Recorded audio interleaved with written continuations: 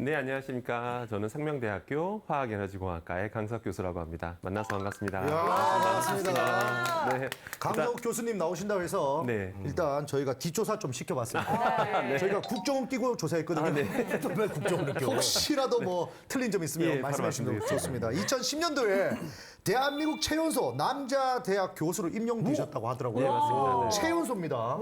그러고 나서 2020년 부총리 겸 교육부 장관상을 수상하시면서 네, 맞습니다. 네. 화학공학회 심각 논문상까지 수여하면서 감사합니다. 대한민국의 내노라 할 수 있는 대표 또 우리 교수님이 아닐까라고 이렇게 조사 내용을 받았습니다.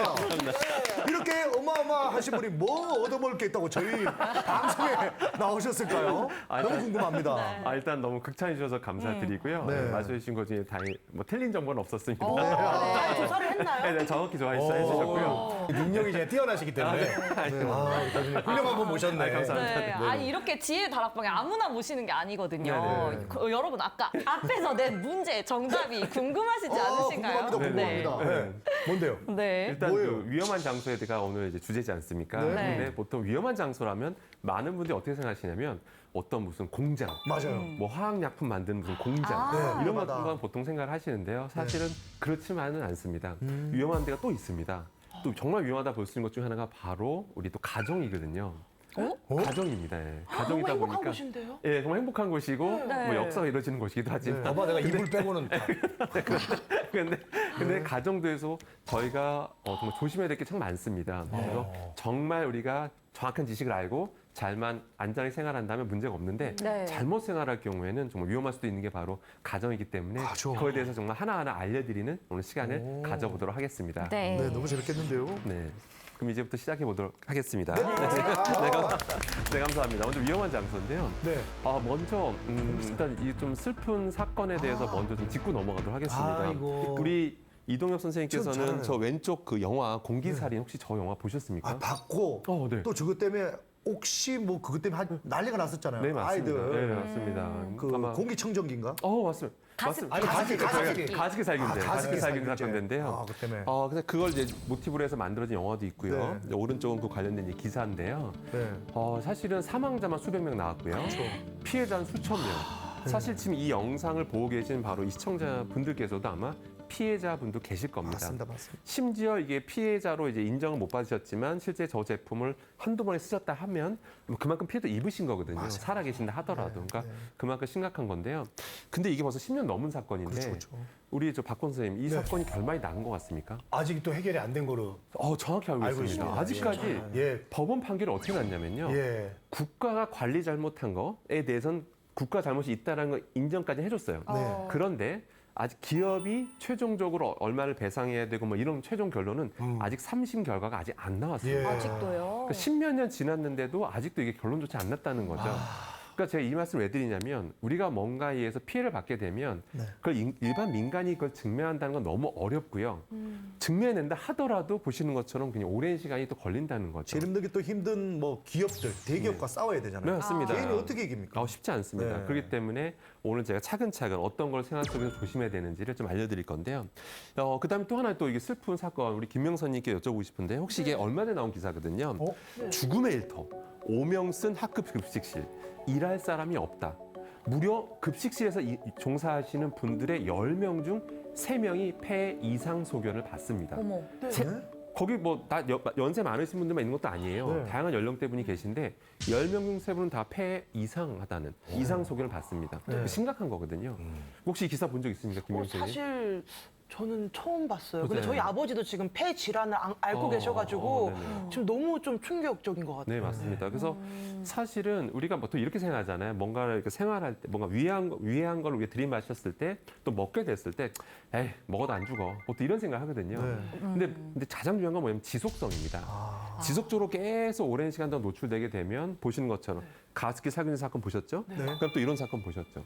지속적으로 뭔가 계속 지속적으로 노출되면 이런 일이 벌 수 있다라는 거죠. 그게 이제 뭐 연기 같은 거죠. 저희 네, 아버지도 뭐. 연기를 절대 맞지 말라고 하더라고요. 병원에서. 맞습니다. 예, 나중에 말씀드릴 건데, 예, 맞습니다. 그 내용들입니다. 그래서 그래요? 사실 우리가 담배랑 술을 생각하시면 정확하게 이해하실 수 있는데요. 네.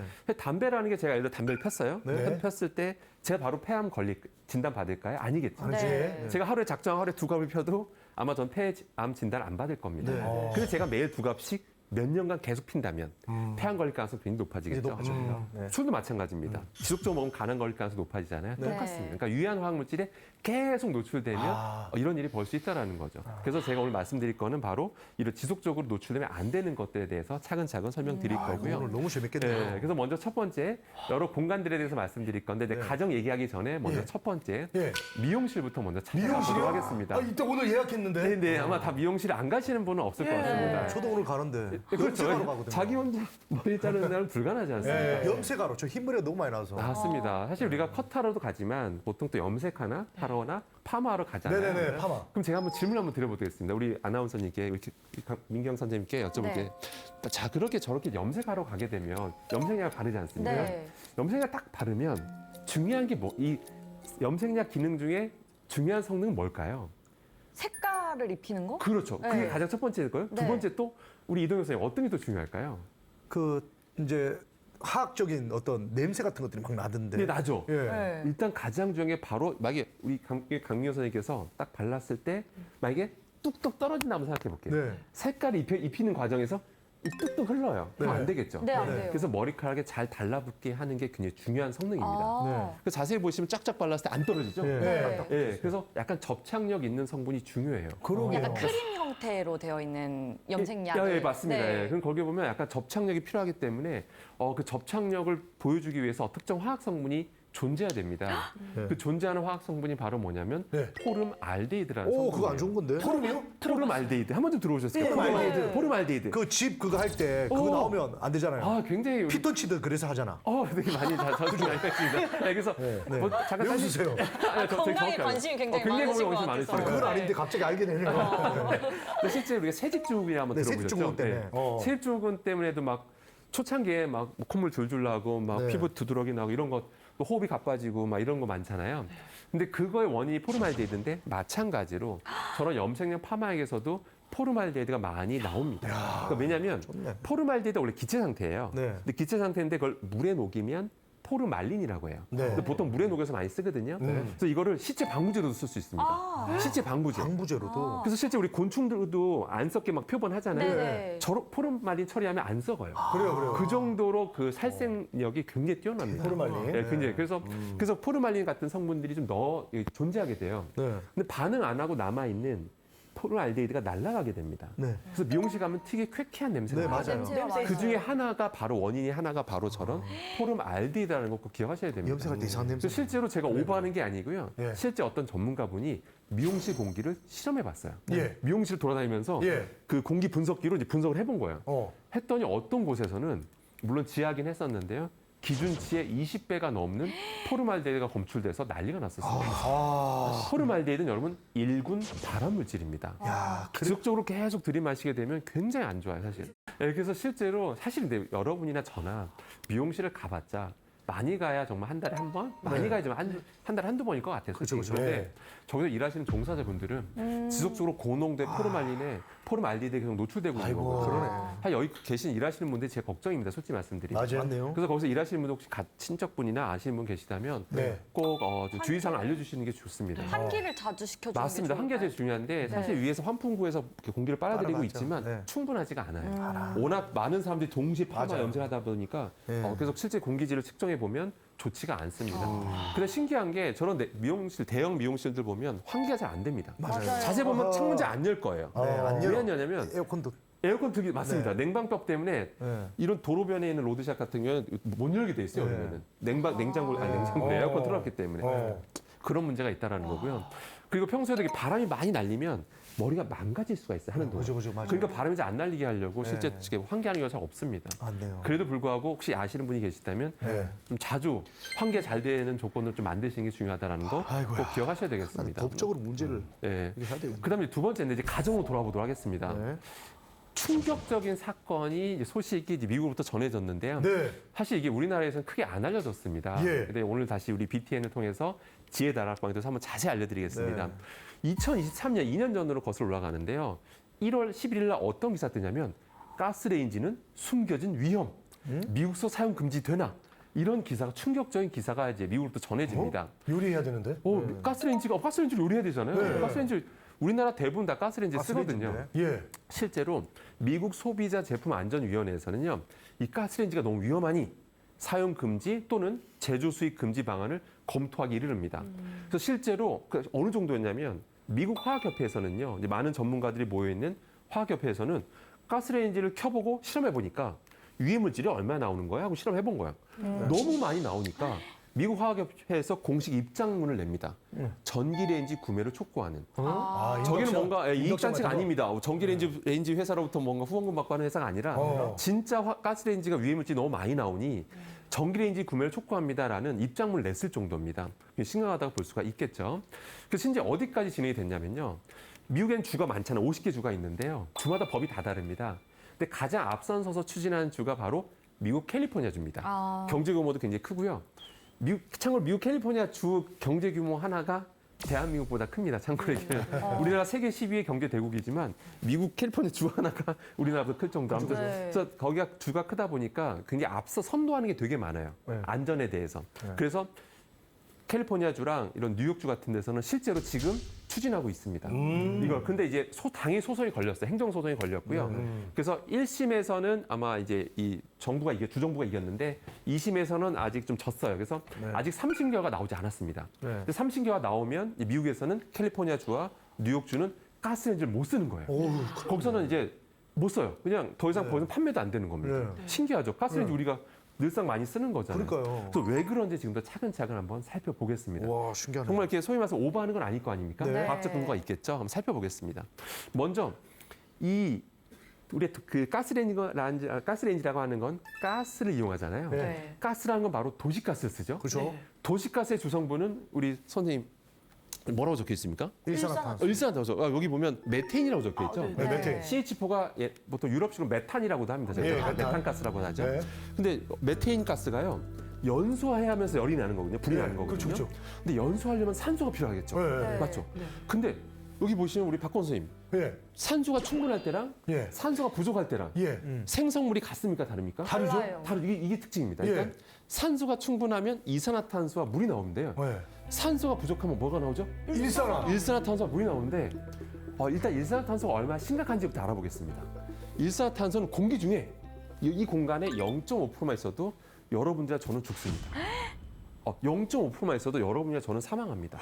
왜 사망하냐면요. 이유부터 말씀드리면 지금 이 순간에 이동현 선생님 숨 쉬고 계시잖아요. 네. 산소가 들어가면 헤모글로빈에 붙어야 됩니다. 네. 헤모글로빈에 붙어서 곳곳에 산소가 전달돼야 되는데 일산화탄소가 들어오게 되면 산소가 붙는 게 아니라 일산화탄소가 헤모글로빈에 붙어요. 너무 잘 붙어요. 그러면서 온몸에 산소가 공급되는 게 아니라 일산화탄소가 공급됩니다. 네. 곳곳엔 다 산소가 필요한 데가 많잖아요. 그래서 보시는 것처럼 이런 산소가 충분히 공급이 안 되니까 한 몇 분, 5에서 10분만 지나도 다 사망에 이르게 될 너무 정도로 무섭다. 굉장히 위험한 거죠. 그래서 옛날에 연탄 가스 중독. 그렇지. 그거 바로 걸리잖아요. 바로 저거 똑같습니다. 원리가 똑같아요. 원리가 연탄 똑같아요. 중독자 많았잖아요. 맞습니다. 옛날 특히 많았잖아요. 그리고 캠핑 가면 일산화탄소 뭐 경보기 이런 것도 맞습니다. 그것도 다 같은 원리예요. 사실 다 같은 그 원리예요. 글램핑 같은 데서 거기서 같은 일어날 사건 수 있- 일어나죠. 틀어놓고 다 같은 돌리는 원리입니다. 거죠. 다 같은 원리입니다.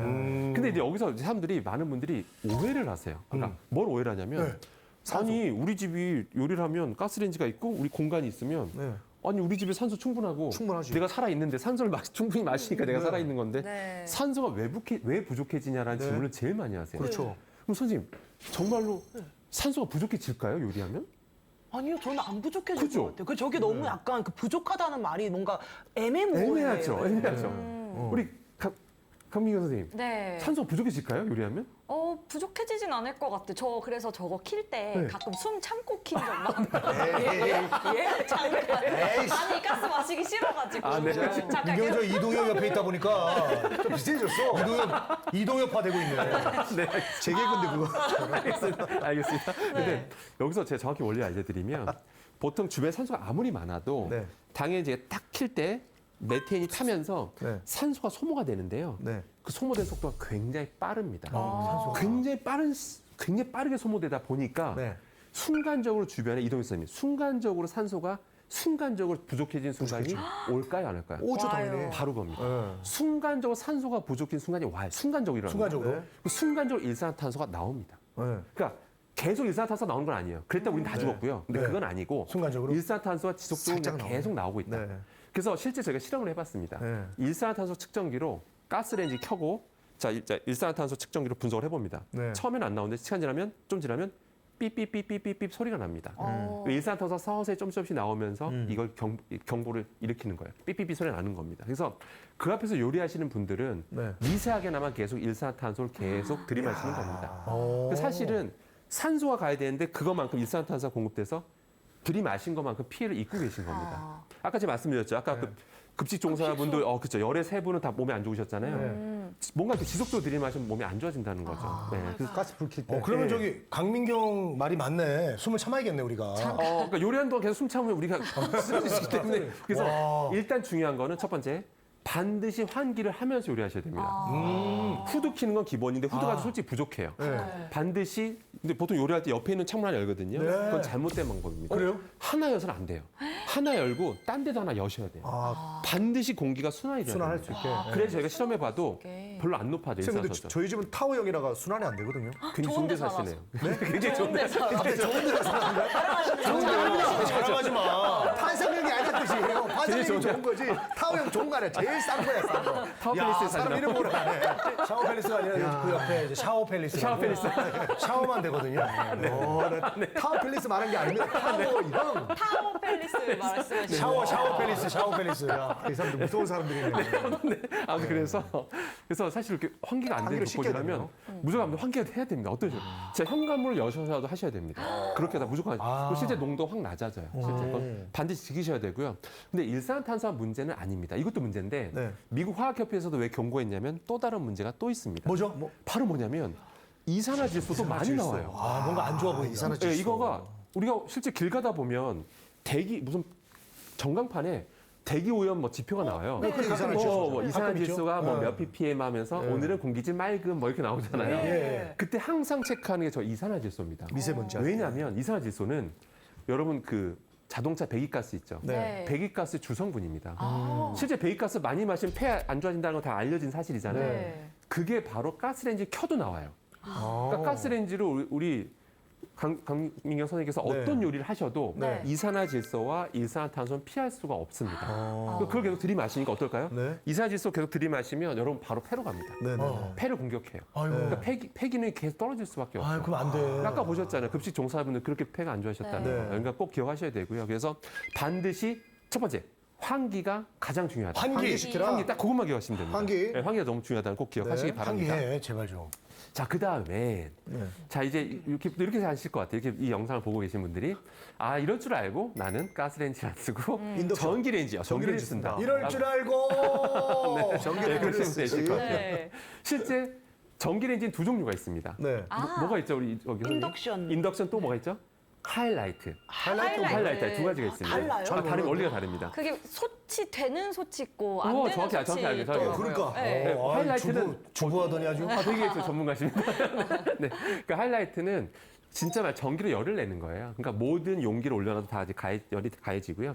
그 다음에 인덕션은 이제 원리가 좀 다릅니다. 그래서 되는 용기들이 있어요. 그래서 인덕션이든 아무튼 하이라이트는 다 전기레인지라고 하는데요.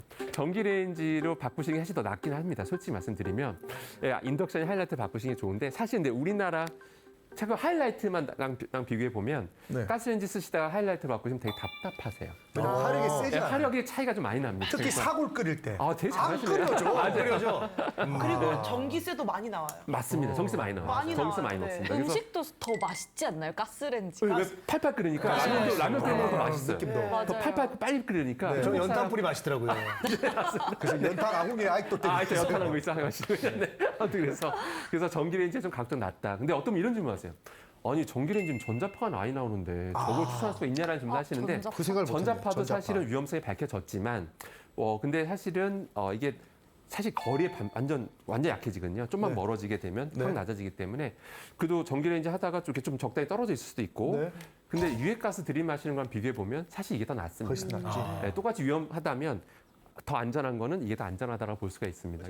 자 그런데 여기서 중요한 게 이어집니다. 내용이. 네. 전기레인지로 요리를 하면 이제 난 전기레인지 쓰니까 뭐 전자파만 생겼으면 뭐 그것만 괜찮으면 나는 괜찮아. 뭐 이렇게 생각하실 수 있는데 이거 하나하나 또 보셔야 될 게 있습니다. 참 보시면 우리나라 폐암 여성의 약 90%는 담배를 피지 않습니다. 네, 맞아요. 정말이에요. 정말 저도 제 가족사를 좀 말씀드린 저희 어머니께서도 폐암이셨었어요. 지금 수술하셨지만 지금도 아주 완벽하게 정상 활동을 못 하시는데 담배 핀 적 없으십니다. 예. 저희 몰래 뭐 피셨을 거라 추정도 안 되고요. 예. 그래서 정말 그러셨는데도 불구하고 또 제 주변에 폐암 환자 많으신데 특히 여성분들 중에서는 흡연자가 없으세요. 근데 실제 폐암 같은 경우는 암 발병률이 4위입니다. 사망률 1위예요. 지금 대한민국 자료입니다. 매년 2만 5천 명이 폐암 환자를 걸리고 있고요. 18,000명이 사망합니다, 이걸로. 근데 보면 여기 참 어떤 여성분이 좀 억울하실 것 같아요. 너무 열받아요. 그렇죠. 남성 폐암 환자의 70%는 담배를 피세요. 피니까. 담배 피니까 폐암 걸리지. 이렇게 다들 이제 쉽게 이해할 수가 있잖아요. 근데 여성분들 너무 억울할 것 같아요. 왜냐하면 안 피는데. 보세요. 담배를 안 피세요. 폐암 환자분들의 87.5%. 뭐야 이거? 거의 90%잖아요. 저희 어머니도 안 피셨고. 비흡연자가 폐암에 잘 걸리더라 이거죠. 다른 나라랑 비교해도 좀 높긴 해요, 사실은. 그래서 이거에 대해서도 의학계에서도 많이 좀 조사를 하고 있고 그 원인들을 지금 의학계나 이런 과학계에서 많이 찾고 있는데 네. 여러 원 중에 하나 꼽는 게 뭐냐면 혹시 이제 주방 문화인데요. 예. 먼저 요리할 때 예. 우리 김명 선생님 네. 네. 식용유 쓰시잖아요. 네. 당연히 식용유 없이 요리하는 경우가 어디 있습니까? 네. 저는 많이 네. 쓰잖아요. 해야죠. 그래서 종류도 많습니다. 네. 뭐 올리브유, 해바라기, 뭐 카놀라유, 맞아요. 정말 뭐 다양한 게 있고요. 자, 그럼 식용유를 우리가 왜 쓰는 거죠? 그럼 거꾸로 질문해 볼게요, 선생님. 요리를 하기 위해서, 튀기기 위해서. 그렇죠. 튀기거나 튀김 요리 하려면. 볶거나. 볶거나. 그렇죠. 네. 크게 두 가지라고 볼 수 있어요. 제일 맛있어요. 맞습니다. 예. 튀기면 맛있고 예. 그다음에 또 볶으면 더 맛있고 당연히 예. 생으로 먹기 어려운 게 많잖아요. 그죠? 맞아요. 당연한 거죠. 지금 이제 어떤 일이 벌어지는지 말씀드리겠습니다. 그러면 일단 많은 분들이 요새는 많이 상식이 풍부해지셔서 아, 발현. 발연점이란 말을 이제 다 알고 계세요. 네. 그래서 발연점 하면 다들 일단 뭐냐면 연기가 나기 시작한 온도입니다. 연기가 나기 시작한 온도. 그러면 그러니까 이렇게 생각하세요. 발연점이 높은 식용유 쓰면 괜찮아. 라고 생각을 하십니다. 그래서 뭐 발연점 높은 거 뭐 카놀라유 쓰니까 난 괜찮아. 이렇게 생각을 하십니다. 근데 제가 정확히 말씀드릴게요. 뭐냐면 여러분들이 오해하시면 안 되는 게 발연점은 연기가 난다는 뜻 시작하는 건데 정확하면 연기가 왜 날까요? 그 안에 수많은 것들이 이제 분해되기 시작하거든요. 네. 본격적으로 분해되는 온도라고 보셔야 돼요. 그러니까 본격적으로 분해되는 온도지 그 온도보다 낮은 온도라 하더라도 분해되는 것들이 있습니다. 다만 본격적으로 분해가 안 되니까 눈에는 안 보이죠. 이해되시죠? 그러니까 그냥 그 분해 생성물들이 공중 날아가면서 우린 그거를 들이마시게 됩니다. 그래서 너무 작은 것들 실제 뭐 너무 막 미세한 유증기 입자들이 막 돌아다니게 돼요. 그게 우리 들이마시게 되면 역시 폐로 바로 직행하고요. 그러니까 유증기 입자가 있고요. 두 번째는 분해 생성물들. 그러니까 발연점 이하에서도 또 돌아다니는 분해 생성물들 우리는 그대로 들이마시게 되고 뿐만 아니라 분해된 것들을 우리 가족들이 그걸 또 먹게 되는 겁니다. 그러니까 그 두 가지 측면에서 보셔야 되는 거예요. 이해되시겠죠? 네. 그래서 결론은 사실 좀 어렵지만 우리 동엽 선생님 네. 제가 한 거에 공통점이 뭘까요? 일단 보시면 일단 파란색 채소. 야채 채소. 네. 근데 그렇지 않습니다. 야채 채소도 우리 볶아 먹잖아요, 기름에. 네. 가급적이면 삶아서. 삶아서 훌륭하십니다. 뿌려. 저 묻혀서. 맞습니다. 뿌려서. 이미 답을 다 말씀해 주셨습니다. 사실은 이런 식용유라는 게 그냥 드레싱용으로 먹으면 너무 몸에 좋아요. 정말 저는 많은 분들이 막 카놀라유가 좋냐, 해바라기 씨유가 좋냐, 포도 씨유가 좋냐 막 질문 주는데 다 좋아요? 저는 드레싱용으로 먹으면 다 좋다라 말씀드립니다. 몸에 좋은 거 되게 많아요.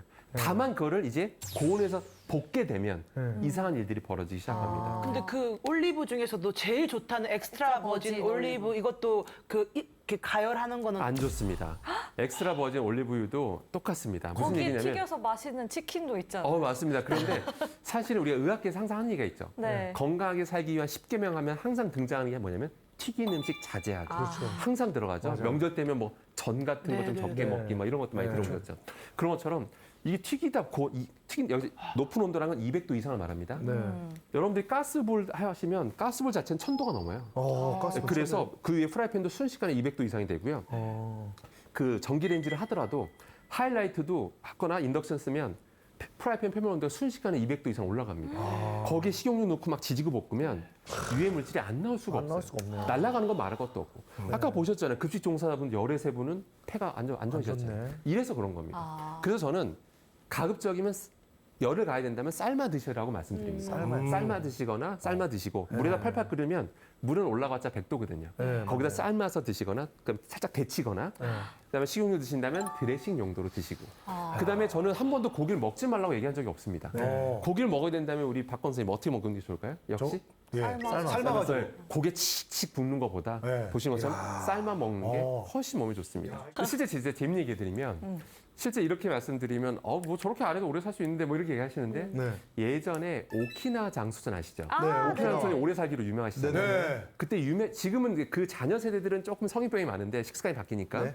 근데 그 유명했던 때에 그분들 조사한 연구 결과나 자료를 보면 저렇게 먹었어요? 신기하잖아요. 네. 100세 이상이 너무 흔하고 120세까지 가시는 분이 너무 많은 거예요. 오키나와 장수촌에. 그 사람들이 그 비밀을 밝히려고 일본 사람들이 네. 외부 사람들도 그걸 밝히려고 했더니 네. 너무 충격적인 결과가 나온 거예요. 뭐죠? 왜냐면 네. 너무 별게 없어서. 별게 없어서. 없어. 아니 뭔가 대단한 걸 먹을 줄 알았는데 아닌 없어. 거예요. 삶아 뭔가- 먹고 대충 먹는 진짜 거야. 딱 그래요. 네. 거창한 게 없고 그냥 정말 저런 거 먹어요. 그냥 고기도 먹고 심지어 네. 고기도 저렇게 삶아서 그냥 양념해서 그냥 좀 먹고. 첫 번째 일단 먹는 양이 적긴 했어요. 소식에 소식하고. 지지고 볶는 음식들을 별로 안 아, 먹더라고요. 그게 큰 비결이네요. 네, 진짜 애들 삶아 먹는 게. 삶아 먹고 되게 정갈한 음식들. 그러니까 오래 살기 위해서는 그냥 저런 거 소박한 정갈한 음식을 먹는 비율이 높더라. 이게 핵심이었다 이거죠. 근데 저게 입에 맞지가 않아서 큰일 네, 그래도 이제 식습관 한 번씩 좀씩 바꿔야 돼. 우리가 이렇게 다 얘기를 듣고 있지만은 바로 오늘 밤에 치킨 먹거든요. 그게 이제 큰 문제입니다. 심지어는 치킨 먹으면서 이 강의를 네네네 맞아요. 먹으면서도 먹으면서. 그래. 우리 통닭 먹고 과자 돈가스 먹고. 먹으면서 과자 먹어, 과자. 그래서 결론은 일단 첫 번째는 일단 식습관 측면에서 보면 저도 사실 치킨 좋아합니다. 좋아하지만 좋아하는 거와 많이 먹는 건 좀 다른 거거든요. 좋아하지만 저한테는 한 달에 한 번 먹을까 말까 별미입니다. 참고로. 그래서 다시 말씀드리면 집에서는 특히 요리하시는 분들 반드시 식용유 같은 거 막 지지고 볶는 요리는 가급적 집에서 좀 자제하시는 게 제일 좋고 하시더라도 반드시 환기가 잘 되는 조건을 만들어 주시는 것이 정말 오래 사는. 그러니까 요리하시는 분이 이게 어머님이시든 아버님이시든 누구든 건강하게 사셔야 되잖아요. 그러려면 반드시 환기 잘 되는 조건에 사셔야 된다는 거. 앞뒤로 창문을 열어야 된다. 네, 맞습니다. 그리고 가급적이면 삶아 드시는, 데쳐 먹는 삶아도 음식 이거 비율을 진짜 적어. 높이는 게 제일 안전하게 사는 방법이다. 그러니까 여러분 사시는 가정이라는 공간을 안전하게 바꾸는 비결이라는 거를 꼭 기억해 주시기를 바라겠습니다. 네. 아유. 네. 그다음에 이제 아까 이제부터 보충 설명 좀 드리려고 하는데요. 이제 아까 말씀드린 이제 일산화탄소 사건이 정말 잊을만하면 계속 나옵니다. 특히 겨울철에 네, 많이 맞습니다. 나오는 하나 것 몇 같아요. 가지 살펴보겠습니다. 2022년에 나왔던 건데요. 전북 무주의 한 주택에서 네. 일가족 5명이 사망했습니다. 왜냐하면 이거는 뭐 스스로 생을 마감한 게 아닙니다, 여러분들. 네. 그냥 본의 아니게 일산화탄소 중독으로 사망했어요. 그때 84세 할머니와 40대 딸 부부, 3대 손녀가 일가 5명이 숨진 채 발견된 적이 있었고요. 이게 다가 아닙니다. 2022년 10월 11일 포항에서 어떤 일이 있었냐면요. 모텔 투숙객 3명이 역시 스스로 생 마감한 게 아닙니다. 역시 일산화탄소 중독으로 사망했었고요. 그냥 어디 뭐 왔다가 잘 데 없으면 모텔에 자야 되잖아요. 그러니까 자다가 사망하신 거예요. 그다음에 2021년 2월에는 이제 모 대선 후보 유세버스에서 그냥 버스예요, 버스. 버스에 그냥 계셨던 운전자와 당원 한 2분이 아이고. 같이 버스 안에 있었는데 전세 버스였거든요. 있었는데 사망하는 사건도 있었어요. 그 다음에 2018년 강릉에서는요. 참고로 제가 갖고 온 자료는 일부만 갖고 온 겁니다. 여러분. 예. 펜션에서 수능 마친 고교생 10명. 수능 마쳤으면 얼마나 정말 좋죠. 정말 세상 다 가진 것 같고 너무 행복하죠. 행복하죠. 펜션 놀러 갔어요. 근데 일산화탄소 중독으로 10명 중 3명이 사망하는 사건이 발생하게 됩니다. 아이고. 자, 근데 너무 궁금한 게 모텔이면 음식 해 먹을 수도 없거든요. 근데 그것도 좀 말씀드리겠습니다. 근데 어떻게 일산화? 네, 그래서 그런 사건이 왜 일어났는지 또 하나 말씀드릴 거예요. 네. 그래서 또 어떤 일이 있었냐면 2022년에는 인천 영동구에서 네. 이번에 캠핑장 텐트. 네. 텐트 가면 막 여름에 더우니까 텐트 안에 들어가 있고 하잖아요. 네네. 햇빛 막으려고 들어갔더니 그냥 거기서 자다가 둘이 남녀 2명이 또 사망한 일이 벌어집니다. 네. 바로 적어도 일산화탄소 중독 기사 사건이었어요. 본 것 같은데. 예. 자, 그럼 도대체 이런 사건이 우리나라에서 나오느냐? 그렇지 않습니다. 실제 미국 최근 자료인데요. 미국 질병통제예방센터인데요. 거기서 매년 500명 이상이 사망합니다. 사망이 조종돼, 사망이. 예. 그냥 그걸로 해서 막 쓰러져 흘려간 사람 수천 명이라고 합니다. 수천 명. 다 일산화탄소 때문이고요. 수천 명이 지금도 일산화탄소 중독으로 미국도 굉장히 고생하고 있다라고 기억하셔야 됩니다. 그러면 첫 번째입니다. 왜 일단 이런 일이 벌어지냐 이거죠. 그러니까요. 항상 뭐든지 이것만 기억하시면 돼요. 아까 처음에 말씀해 주신 것처럼 뭔가 태울 때, 네. 뭐 가스를 태우든 무슨 뭐 연탄을 태우든 네. 뭐 그런 거 태우게 되면 네. 반드시 산소가 순간적으로 부족한 일이 생기게 되면 네. 일산화탄소 미세하게 나온다는 거죠. 나오네. 심지어 그 어떤 어떤 버스에서도 어떤 무슨 그 안에서 자가 발전기 막 돌리다가 거기 네. 막 그 디젤 같은 거 넣었었어요. 네. 그러니까 디젤을 막 태워서 전기 발생하는 거 있었는데 디젤 타는 과정에서 태우는 과정에서 산소가 순간 부족해지는 거예요. 네. 일산탄소가 튕겨서 그게 차 내부로 들어갔던 겁니다. 네. 그러니까 서서히 냄새도 안 나요. 그러니까 서서히 그냥 사망하게 되는 이런 일이 벌어진 진짜 거죠. 네. 소리 없는 암살자. 맞습니다. 그래서 텐트 캠핑장 가서도 뭘 거기서 뭐 춥다고 뭐 태우거나 이런 건 절대 하시면 안 됩니다. 순간적으로 산소가 모자라져요. 모자라고 일산탄소 나오면 사망하게 된다라는 거죠. 자, 그 다음에 아까 모텔 얘기하셨잖아요. 네. 아니 모텔에서 요리도 못 해먹는 모텔에서 그러니까 무슨 일산탄소 왜 일상을 내가 사망하냐? 네. 보일러에서 왜 노출됐는지 말씀드리겠습니다. 오, 바로 보일러? 이겁니다. 어? 자, 보일러 보시면 예. 자, 집집마다 다 가스 보일러 쓰실 겁니다. 예. 왜냐하면 예. 집집마다 요리는 전기레인지를 해도 보일러는 가스 보일러 쓰세요. 맞아요. 보일러를 전기로 하시는 데는 없습니다. 없어요. 당연히 그럼 불가능하죠. 그래서 그럼 당연히 집집마다 저게 설치돼 있을 텐데 집집마다 집 구조가 다 다르죠. 그러니까 어떤 가스 기사분들이 오셔서 저런 거를 가스 보일러 설치하면 연통을 따로 이렇게 제작해서 붙입니다. 그럼 연통을 붙이다 보면 어떤 일이 벌어지죠? 서로 이음새들이 서로 이어야 되는 경우가 있어요. 그러니까 일체형이 없고 여러 가지를 이렇게 연결하는 거죠. 그 지치에 맞게 맞춰야 되는 겁니다. 그러다 보면 이제 뭔가 이렇게 실링을 해요. 여기 보시면 이렇게 뭐가 막아놨네요. 회색 뭐 보이죠? 덮고 막. 네. 저런 데서 저 필름이 서서히 막 부드러워지기도 해요. 네. 부드러워지면서 이게 가스 보일러 돌아가면서 연소되면서 일산화탄소 나오거든요. 네. 나올 수밖에 없다고 했잖아요. 네. 그럼 거기 미세하게 그 연화, 부드러워진 틈 사이로 빠져나오기도 하고요. 어허. 심지어 이 가스보일러 통 자체가 손상이 됐거나 네. 그런 일이 벌어지면 꼭 저 연통 아니더라도 그냥 통 자체에서 서서히 일산화탄소 나오면서 옆에 있는 방으로 들어가게 된 거죠. 그래서 그 모텔 투숙하셨던 분들이 그때 사망하게 된 일을 벌었던 그러니까 겁니다. 이게 무서운 게 작은 양으로도 치사가 되니까. 맞습니다. 예, 치사량이 돼서. 네, 그래서 오늘 이 영상 보시는 분들은 오늘 집에 스스로 자가 검진하는 방법 알려드리겠습니다. 네, 네. 자, 가스 연통을 보시면 네. 반드시 저렇게 뭔가 접착해놓은 부분이 있을 거예요. 네. 저기 여기 사이에 제가 잠깐 옮겨보겠습니다. 여기 요 사이가 여기 서서히 보면 만져봤을 때 네. 끈적거린다면 되게 안 좋은 신호입니다. 끈적거리면? 네, 끈적거린다는 거는 서서히 이게 이제 연화되면서 됐다는 얘기거든요. 그럼 서서히 그러면 혹시 통과 통 사이가 좀 약간 이게 좀 틈이 많다면 네. 근데 그 사이로 저기 접착 필름이 있어도 서서히 빠져나올 수 있다라는 거예요. 그래서 저기 끈적거릴 정도가 되면 여러분들께서는 그 가스 회사나 이런 데 전화하셔서 좀 처리 좀 해달라고 하거나 네.